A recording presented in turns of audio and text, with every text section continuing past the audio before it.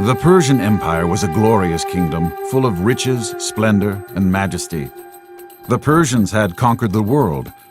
They invaded Israel and took many of God's people as exiles to Persia. So there were many Jews living there. The king of Persia was Ahasuerus, a mighty ruler. To celebrate his vast power and kingship, he hosted a banquet that lasted a whole week. People ate the finest food, drank the most expensive wine, and had all the entertainment they wanted. In the middle of the crazy party, Ahasuerus asked his beautiful wife, Vashti, to come before the people. He wanted to show off her great beauty. So the king's servants were sent to Vashti and told her she must come to the king to be displayed at the banquet. Queen Vashti did not want to be part of the drunken party and be disgraced like that, so she refused the king's order. This was unheard of. No one refused the king. When the king heard of this, he was furious. Who dare refuse the king? This would set an example to all the wives in the kingdom to disrespect their husbands. He had to set an example. So according to the advice of his experts in law, King Ahasuerus removed her crown, banished her from the kingdom, and declared that Persia had no more queen. When the king's anger finally subdued, he remembered Vashti and missed her. When his counselors saw his turmoil, they came up with a plan. They told the king to send out men to gather all the young, beautiful women in the kingdom and bring them before the king. This way he could choose from amongst them his new queen. The king liked this plan, and soon news spread throughout the kingdom. Throughout the empire, beautiful young girls were taken away, and after many days of beauty treatments, they were brought before the king. One such girl, Ester, lived with her uncle Mordecai. She was beautiful indeed, but she was also a Jew. After all the young girls the king met with, he decided that Ester was the most beautiful woman in all the land. He chose her to be his wife. Ester, the Jew, was now the queen of Persia.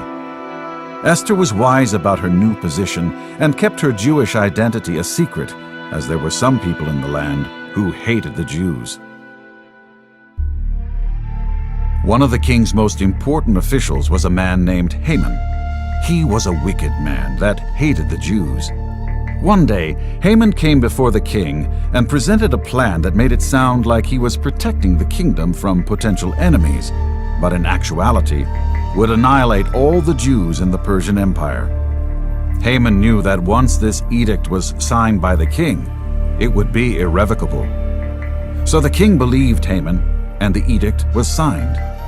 Because Esther kept her Jewish identity a secret, Haman did not know that she was part of the race he wanted to annihilate. When Mordecai, Esther's uncle, heard about the horrible new law, he was devastated. He and all the Jews across the land tore their clothes, placed ashes on their heads, and went into mourning. But God knew of all these things, and he helped Mordecai come up with a plan. Even though the law could not be changed, the simple fact that the queen of the empire was a Jew could somehow save them, since the king would never let his wife be killed. Mordecai then pleaded with Esther to make her identity known to the king. But Esther was afraid, as no one was allowed to appear before the king without an invitation, or you would certainly be put to death. Knowing this could cost her her life, she proceeded to dress in her finest royal clothing and went and stood in the inner court of the king's palace. When the king saw Esther, she found favor in his eyes, and he held out his scepter to her. This was the signal that the king allowed Esther to approach his throne. "What is it, Queen Esther? What is your request? I'll give you anything, even half my kingdom," the king said. Esther's request was simple. She wanted to have a meal with Haman, the enemy of the Jews, and the king.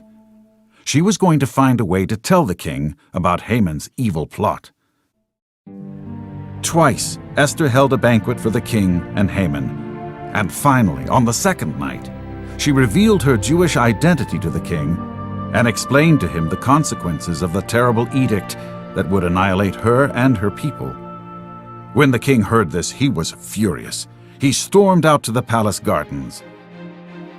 When he came back, he found Haman falling on the couch where Queen Ester was sitting, and in his rage thought that Haman was assaulting the queen.